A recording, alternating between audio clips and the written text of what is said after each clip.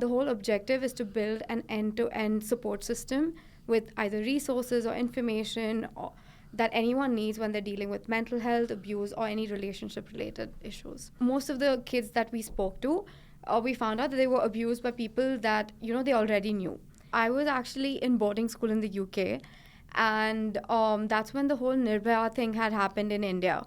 And I read about it on the news, and I was watching, that time it was Facebook was the main media form, right? So everyone on Facebook talking about it. And it sort of bothered me in so many ways because I always thought I was someone who cared about the world, but this was such a big thing, and I didn't even know how big a deal sexual abuse or rape was. Everyone around me told me, you're too sensitive to make a career out of this, We don't think this is healthy for you. We don't think you should work in this field because you're going to honestly ruin yourself. 3, 2, 1, yeah! Go confidently in the direction of your dreams. Live the life you have imagined. And the only way to be truly satisfied is to do what you believe is great work. Courage is not doing things in the absence of fear. Courage is doing things despite the fear. Growth comes from consistent action. And you're realizing, hey, I'm not the only one with these problems. Hi everyone, welcome to another episode of the BYOB Podcast. Today we have with us the wonderful Vaamaa Baldota. Very excited to have you on, Vaamaa. Thanks for making the time. Thank you. I'm so excited, Rashid. Vaamaa, you run an incredible community with a very important mission, so I'm not going to try and butcher it. Do you want to tell people what you are building and the mission and what you stand for? Right, of course. The startup I run is called iDare, and our mission is honestly to build a world which is safer and healthier, and we do that through an app. And the app actually has 4 verticals. It's got inspire, engage, safety maps, and support. And the whole objective is to build an end-to-end support system with either resources or information that anyone needs when they're dealing with mental health, abuse, or any relationship-related issues. Firstly, congratulations. Thank you. I think we met for the first time, 4 years ago? 5 years ago? I can't even remember now. I think, 2019, 2020. 2019, 20. So 3-4 years ago. Yeah. And at that time, I think you were doing a whole bunch of other stuff. Right. It was all with a very similar mission. Yeah. But it was different stuff to what you're doing right now. So can you tell me about the transition from what you were doing to suddenly going, let's make the app the way we do everything? Because I think that's a really big, bold, tough decision to make. Yeah. Can you tell me about what prompted that decision and what that journey was like? So I think we started off in 2015, actually, when we started with Dare, and we were doing workshops. That was our main objective. We would do workshops mainly for school children on sexual abuse. And, for the 5 years that we did it, we had so many learnings, right? But we weren't doing anything with those learnings. There were these learnings that, most of the kids that we spoke to, we found out that they were abused by people that, they already knew. Another thing was that because it was that, they didn't really need, panic button kind of solutions, which were already existing. They actually needed support. They needed someone to tell them, okay, what's happening to you is not actually okay, and you need to do something about it, and this is what you can do. And all of these learnings that we saw, we were just holding on to them, and then I was like, we have to do something about this. And actually that's how the app came about. Every learning we had from those workshops, we put it into the app. We did focus groups. We understood from more people if this is actually something people would use, and that's how the app came about. And that was the journey, basically. Let's press the rewind button. Okay. And go all the way to 2015, because when we met in 2020, I felt like you were, I bucket a few people in young overachievers, and you were 100% in that category because you had done so much by the time we met. You were starting to make me and a lot of other people feel like, what are we doing with our lives, because you've done so much. So now, let's press rewind. Okay. And let's go all the way to 2015. So can you tell me how you got into the space of running those workshops in the first place, right? So what was your origin story? How did you get started in this space? I was actually in boarding school in the UK, and that's when the whole Nirbhaya thing had happened in India. And I read about it on the news, and I was watching, that time it was Facebook was the main media form, right? So everyone on Facebook talking about it. And it sort of bothered me in so many ways because like, I always thought I was someone who cared about the world, but this was such a big thing, and I didn't even know how big a deal like sexual abuse or rape was. And I was like, this makes no sense. And I don't know, I was never at ease after that, like in the most strangest way. And then I came back to India for my break, and I used to teach this girl at my house for English classes. And she told me about something that happened to her. And when I spoke to her mom about it, her mom was like, but what can we even do? Like, there's nothing we can do. It's like someone who like feeds our family. There's no way we can do anything about it. And all of these things sort of didn't sit right with me. And I was like, you know what? I don't want to go to college. Like, what's the point of going to college? Like, I know I want to work in this. I want to do that. So I told my parents, I'm sorry, but college is not happening. I decided I'll take a break. I didn't honestly know what I wanted to do. I just knew I wanted to do something about the issue. And I moved back. And then I was like, okay, I don't know where to start. So someone told me like, oh, why don't you take a self-defense class? So I went to Bombay. Right. There was army, like ex-army general, and he was teaching this self-defense called Jeet Kunedu, which was specifically meant for petite people. So it was like a very specific thing for like young girls mainly. And I got trained, and then I was like, okay, you know what, this is actually helpful. And I did like the entire training, teacher training course or what sorts. Then I ended up meeting a lot of people. I did an internship with the Women Child Development Ministry. I like spoke to people there. And I think all of the insights I took, and I was like, okay, you know what? I think I know what I want to do. I started doing these workshops where we'd like we started with girls. We would tell them about like, okay, this is what sexual abuse looks like. And this was with like schools? Is Yeah, that we how did you this got that? through Okay. schools, yeah. So mainly we did it in rural areas, and we'd go to these schools. We'd basically get government orders from like education boards and take them to schools saying that, okay, we're trained and certified to do these workshops. And that's how we got into all these schools, and we'd basically go teach the students about like what this meant, and if this happens to you, what you can do about it, and a little bit of self-defense as well. And honestly, from the first workshop we started to where we were by the time I met you all, it was so different. Whether it was like first we did only girls, and then once I came here we started doing boys as well, right? And I think even the content changed so much because we learned so much through the way. Initially it was just about sexual abuse, and then we learned that sexual abuse, emotional abuse, everything is interconnected, like mental health, relationships. So that's like, then the entire workshop changed to something around those things and stuff like that. So over the 5 years I think that we met, and after coming to Jigsaw, I think we hit like milestones with like 9 lakh students that we trained and everything. Sorry, I'm just a little bit like overwhelmed. Just rewinding back to the journey you were on, because I remember when I first met you, this is how I felt, and it feels a little bit like that. I have always been intrigued about one question. I think we've talked about it in passing a few years ago, but I want to really get into it. The stuff you did back then, and even the stuff you do now, is so emotional and visceral, and you have to really feel the pain the other person is feeling to want to give up on college and the normal career path and all of that to say, okay, I'm going to start doing this. For you, when you were doing this and people were telling you all of these situations, because I imagine they open up to you when you're the one sort of helping them out, how do you take all of that emotional stuff, process it, want to help them, but then be able to switch hats to say, okay, now I'm going to have to help and be effective? I would be ruined emotionally if a bunch of people told me this. So how did you get past that, or how do you deal with that right now? Honestly, it's a struggle every day. I don't even know, like there's no right answer to it, because I think when I started off also, it was like extremely emotionally draining, right? But I think it also was the reason it kept me going, sorts of. And now it's sort of, so I'll tell you a small story actually. So when I decided that I started this, then I trained a team and I went to college. And when I came back, like I didn't want to do a job. I knew I wanted to start iDare and take whatever I was doing, the workshops, forward. And everyone around me told me, you're too sensitive to make a career out of this, you know. We don't think this is healthy for you. We don't think you should work in this field because you're going to honestly ruin yourself. And I was talking about it to my therapist because I sort of internalized it. And I was telling him that I don't know what to do because I know I want to work in this, but everyone keeps telling me I can't. And he said that, but if you don't do it, who will? It's only people who are sensitive and care about these issues are people who are actually going to work in this field. Otherwise, no one is, right? And that's when I was like, you know what?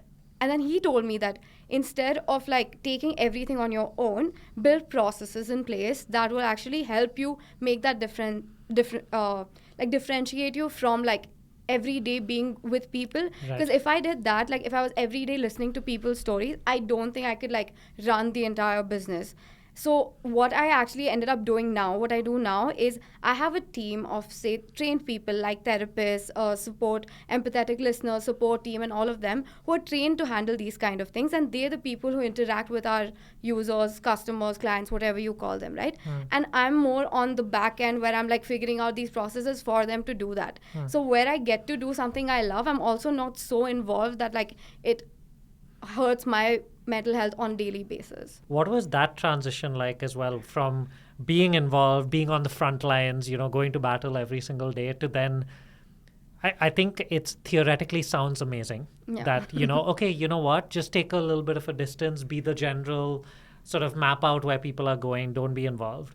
But for somebody who initially was getting all of their fuel and all of their drive from being on the front lines, what was that transition like from, okay, I have to go back to battle every day, to I have to direct my troops, get troops in place and do this? Like, was that transition easy? Did it come naturally to you?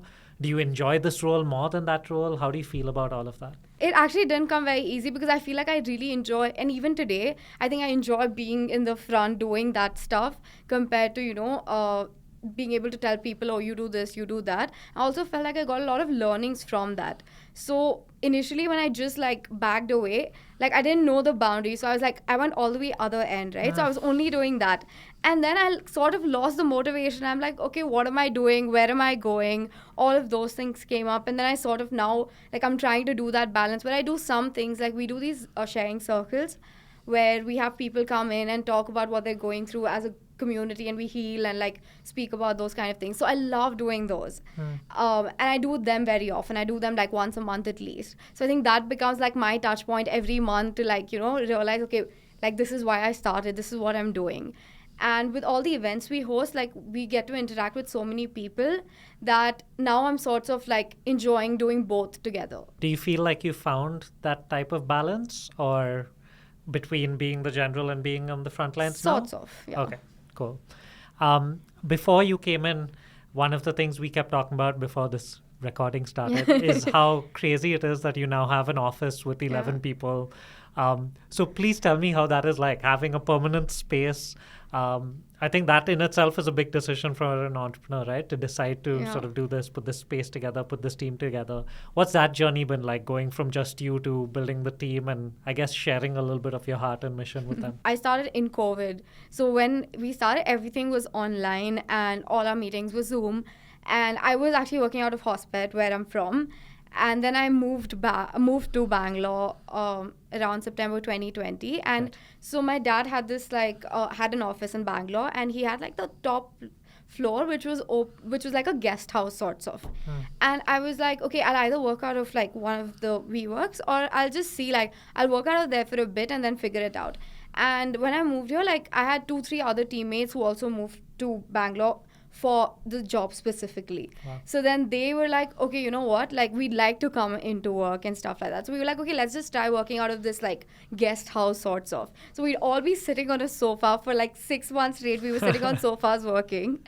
And at one point we were like, okay, when we started having therapy sessions and everything, there was a need for a separate room and with legal sessions and stuff like that. And then clients wanted to come into the office for like sessions. And honestly, that was literally the reason we were like, you know what, let's get a different space, let's do it up, let's get like rooms and stuff like that. And I think for me, I love working with like a team. Like I don't have a cabin sorts of, like we all work out of these like workstation areas and everything. It is very distracting, but it's actually a lot of fun because I think the energy of everyone working together and the conversations you have, like someone's going to be like doing something and then they'll think of something and then they'll say it, and then we'll all go into like this debate about like something and stuff. It's really, really fun. So I think that way it's really great working out of one like space with everybody. Did you imagine this when you came back, when you started this? Did you have this is what it's going to be, this is my dream? Did you have something, and is it like that? Is it separate, or did you just not like paint a picture and you've just gone with the flow? What's your way of moving forward? I had a picture, but not about the team aspect of it, okay? So I had a picture as to I was like, oh, 2 years down, I'm going to be a unicorn. We're going to do this, and I'm going to sell the company. Everybody's vision. Yeah, everybody's vision. And then I got one slap after the other. I'm like, okay, I need to wake up. This is not going to happen. And also the realization that the kind of industry I'm in is not the same as say building another product or a service or anything. It's a very trust-based industry. So for me to keep constantly comparing myself to another business that's probably very different, like maybe someone making chips or something like that, is not really fair either to me or to my team to put that kind of pressure on oh, we need to get these numbers and all of those kind of things. So I think that realization took a while to come. Sure. And I think before that I was constantly questioning myself, what am I doing wrong? Why am I not getting there? Why is it taking so long, And I think that once I'm sort of making peace with even now, I don't think it's very easy to let go of the ideas you have of where you're going to be, right? So I think once I've made sort of peace with it, it's better. Another transition I want to ask you about, because I remember going through this when I started Jigsaw. So I think, we used to be I for India. It used to be a social enterprise, and then we made this transition. And one of the things I found really hard, and I struggled with, honestly, in my first year with Jigsaw, is being okay with it personally, that now I am not just looking at impact. I am looking at profit and business and all of those type of things. I felt a little bit like an imposter, that I came up with this dream for impact and now suddenly it's like this. So can you tell me, with iDare, how it works now?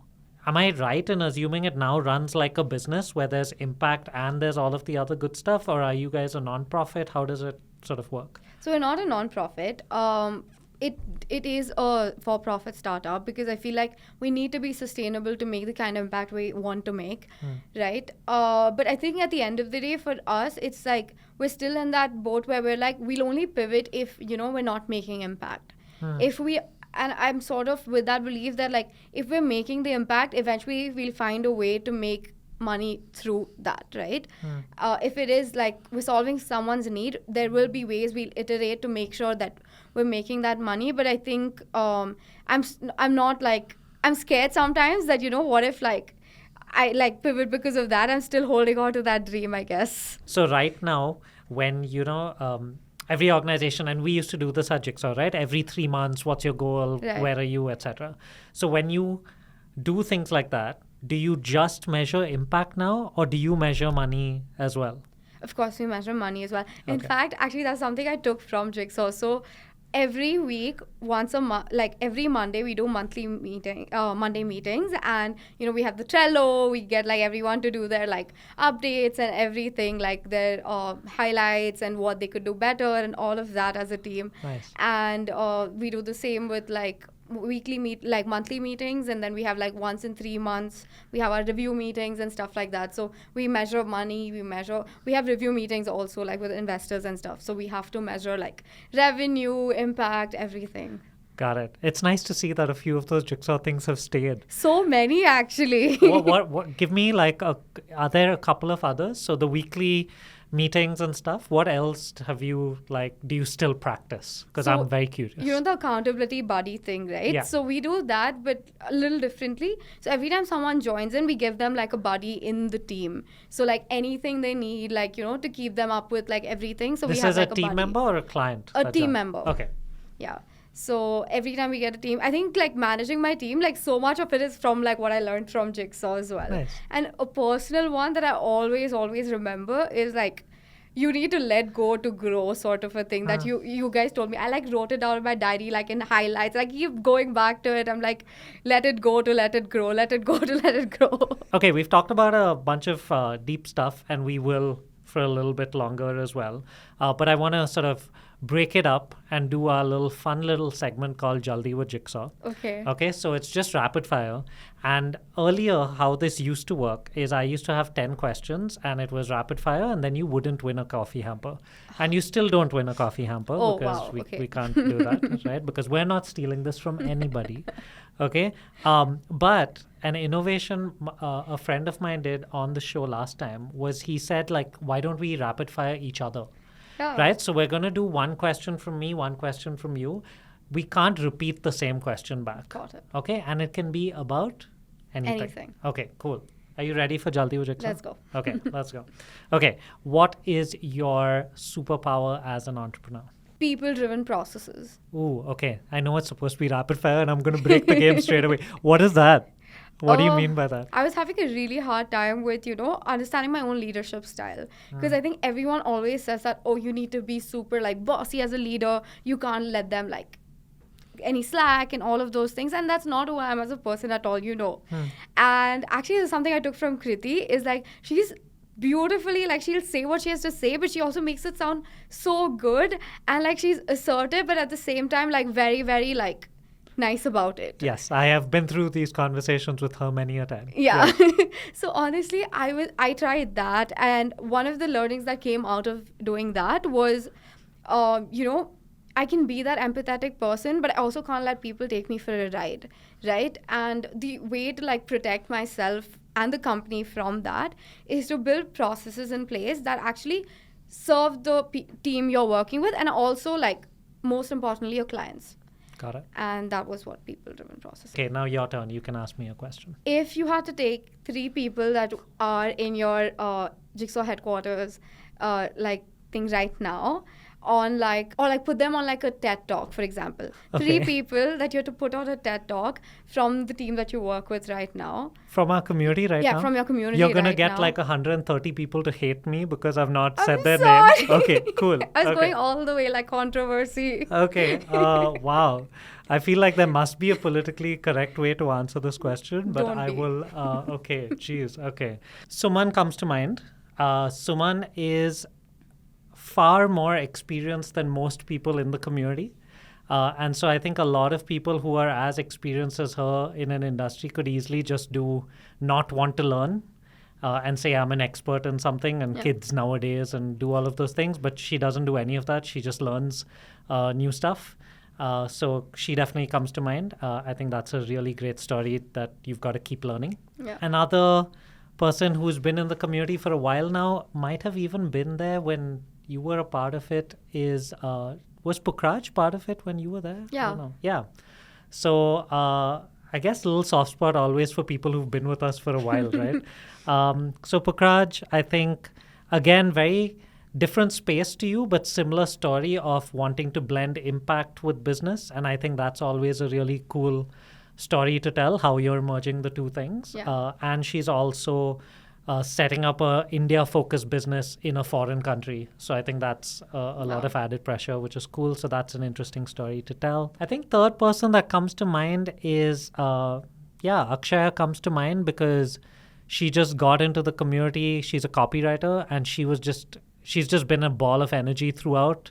So again, very much like we loved having you part of the community because you were, like, on it, you were learning, you were applying stuff immediately, constantly asking questions, adding value to the rest of the community members. And I think Akshaya, along with all of our wonderful, beautiful members, do this. So those would be Nice. my 3. Thank you for ruining my career. Thank you. I sorry, appreciate that but- question. Okay, next question from me. We're doing terribly with this whole Jaldi thing, by the Yeah. way. Okay, it's now just chatting Chat. with Jigsaw. Okay. Next question would be, what is the hardest moment you have had to deal with on the journey so far? I guess, like, the team, I think when you have to either fire someone or let someone go, or, someone you really, like, cared about in the team, like, leaves and stuff like that, I think that's very, very difficult, at least for me. Yeah, that's really tough.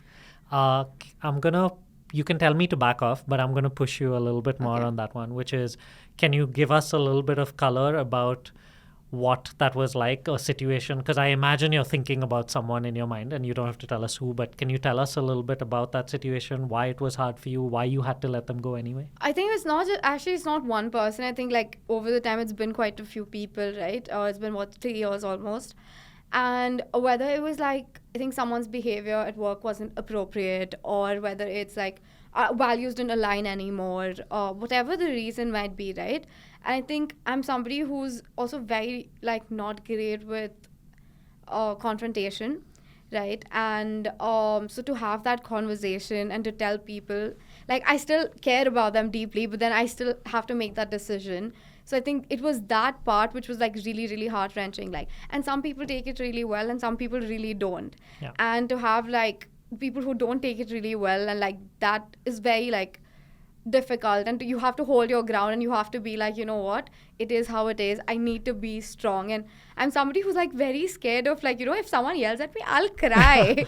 And I can't have that like happening in like one of these meetings, right? Yeah. So say like I'm telling someone, we're really sorry, we like this is not happening, and like they're yelling back at me, I'm just like holding back tears like, please don't cry, please don't cry, please don't cry. So I think those moments are difficult. And, you know, then not having them in the office, even though you like really enjoyed working with them, is also difficult.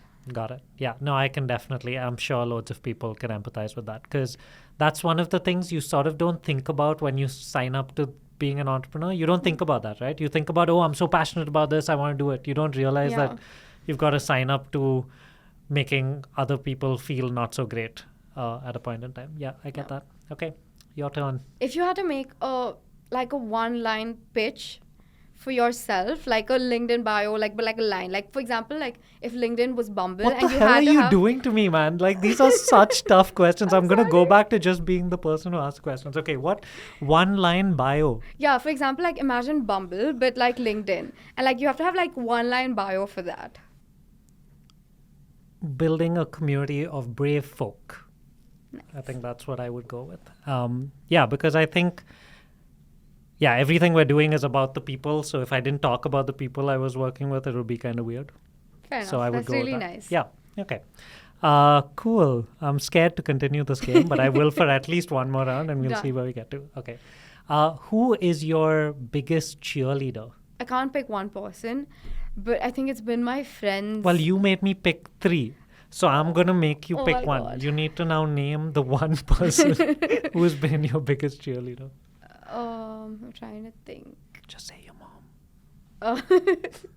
My dad will feel bad. Yeah. I think it's been my brother, actually. He interned with me, like when I started off. That's He cool. managed my entire social media because I was doing some other stuff, and I honestly didn't like doing it.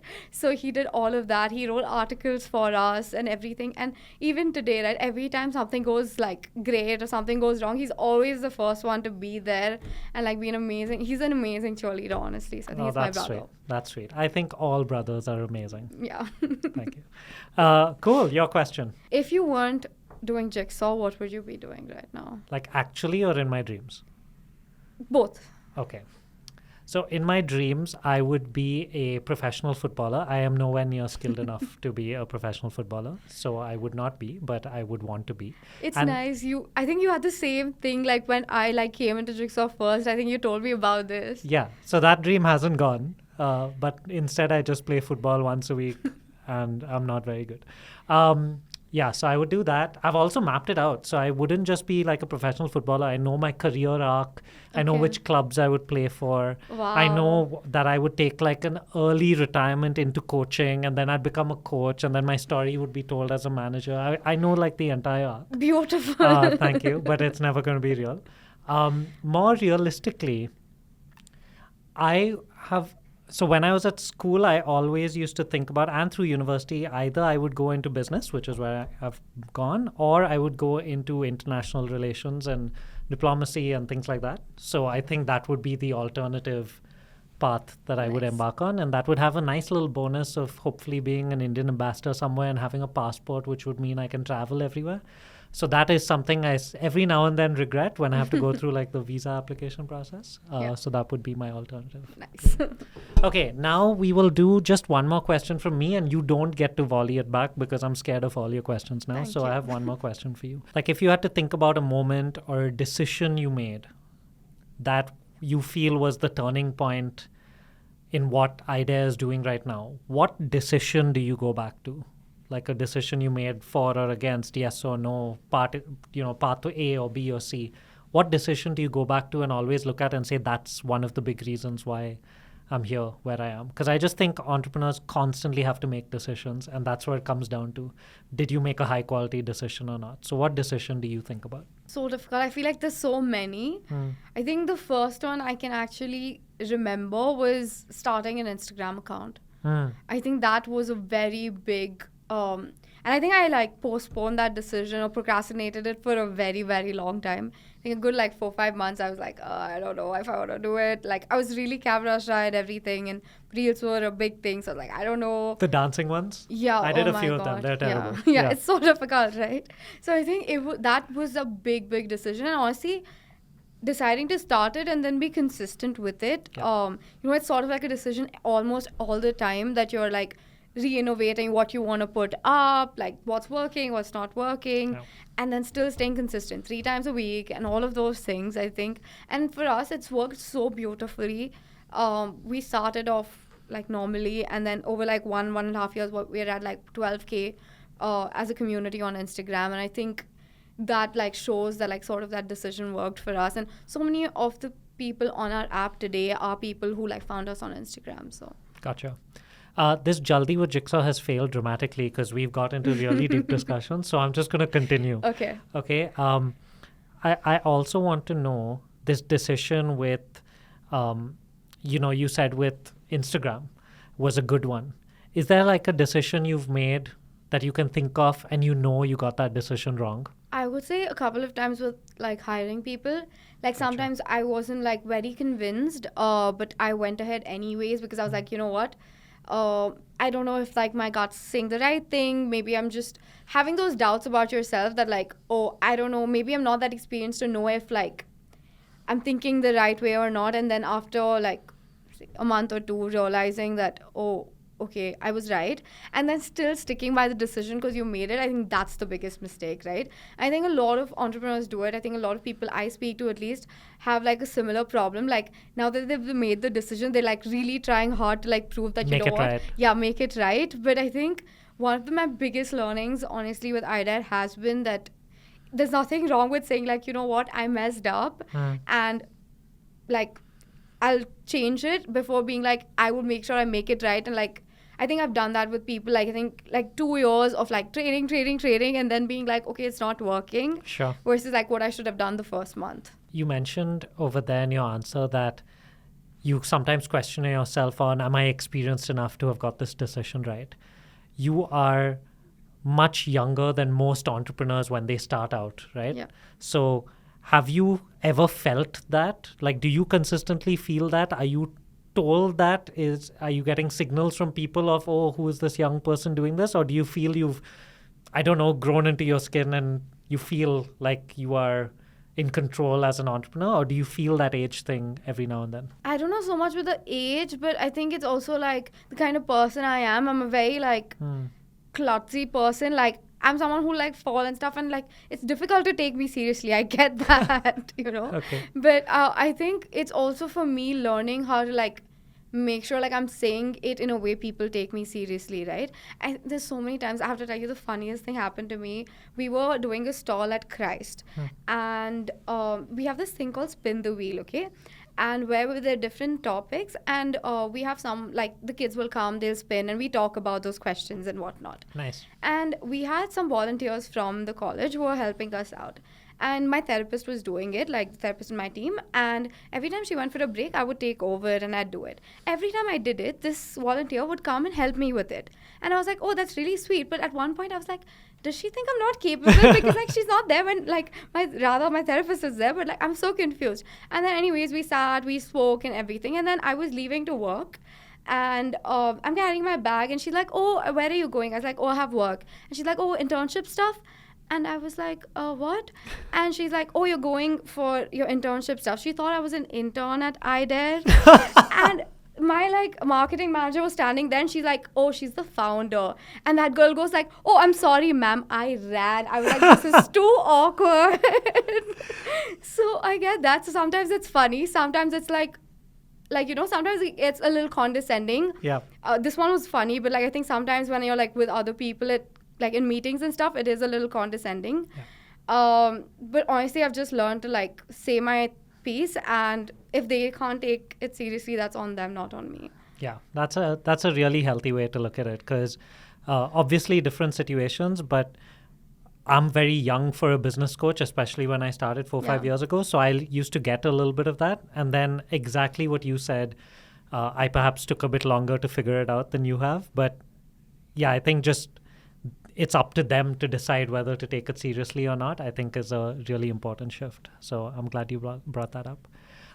We've talked a lot about your journey. I really want to know more about what iDare is all about right now, because from what I remember, so I'll give you an update of what I remember.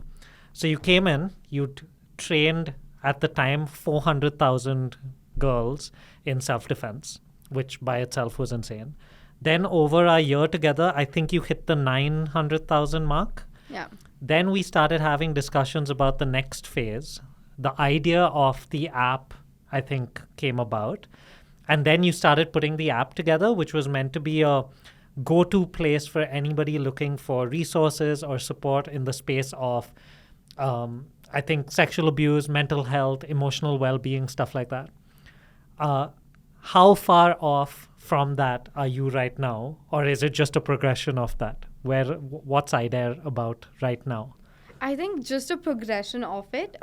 Obviously, what each of the features look like has changed considerably, from when we first started off. I think it was a lot of these focus groups and iterations, and honestly, like putting the MVP out and seeing what the feedback was and building on it. So I think that has changed, but overall it's sort of stayed the same in that sense. I mean, we're now at we actually recently hit our 10,000 download mark. Oh, that's crazy. So Congrats. It was crazy for I was like, what, how? That's amazing. So that was really nice. And honestly, in so many different ways, what I thought would work didn't work, and what I didn't think would work worked. So tell me about one surprise that you got, right? One way or the other. Initially, when we started off, I thought the safe zones would be our sort of MVP product. So we have these safe zones all across Bangalore. We have about 25 of them. And in case someone's in an emergency, they can always navigate to these safe zones. And that's a physical space. Yeah, a physical space, right? And then when they get there, someone from our team's alerted, and we get there if they need medical help, legal help, whatever. Wow. Yeah. So we help with that kind of stuff. And I thought that would be one of the biggest, things.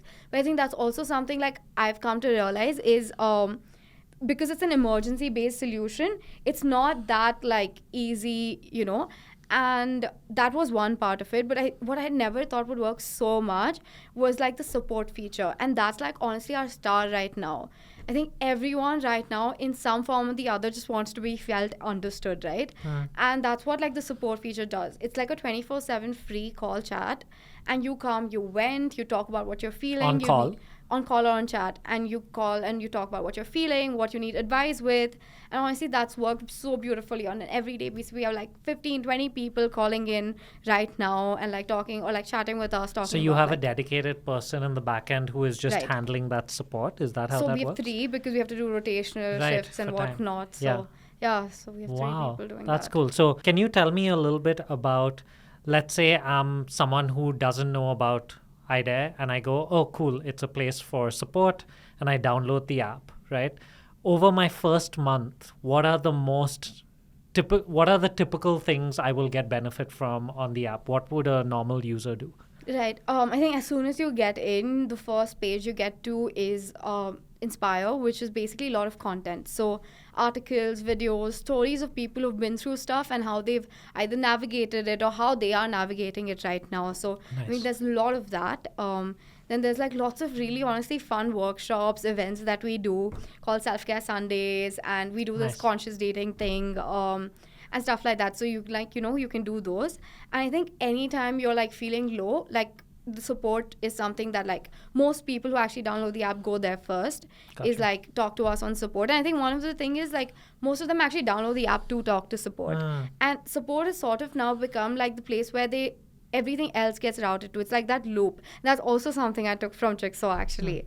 So it's like building that loop. So once they come on support and they see like, okay, they're going through this and my team sees that, they can always recommend other things on the app that can benefit somebody, coming to support. Oh, right. So people go to support, get the type of support they need, and the person handling the support can direct them to other parts of the app that might help them a little bit more.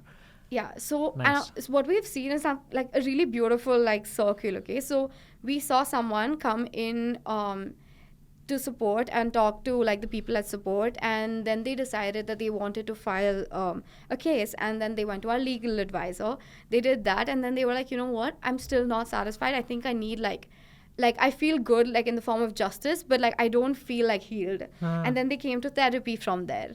So it's been a beautiful circle, and so many people have done like in different iterations of these circles. And it feels really good to see that, like, because that's the journey I wanted to build, and to see like that coming to life is really nice. And Vaamaa, when you started out, there wasn't this idea that you're going to build an app, right? And you're not, from your education or whatever, an app expert. So when you went from training to I'll figure out an app, and now, of course, the app is 10,000 downloads, things are obviously working reasonably well, right? And we're creating impact through iDare, which is amazing. What role do you play, or how did you reskill yourself to suddenly get good at designing apps or learning about app design or the customer journey and how you'll create these loops and things like that? What equipped you to do that, or how do you handle that? Because tech wasn't your thing earlier, at least, and it perhaps is now. I don't know. Sort of. But I think for me, it was like the people that I worked with. I think that made all the difference. I still don't think I'm like a tech person, but I think like when started off having the right team, like a designer, the right developer, someone telling us like, okay, this is what you can do, and having good mentorship, I think all of those things made a big difference too.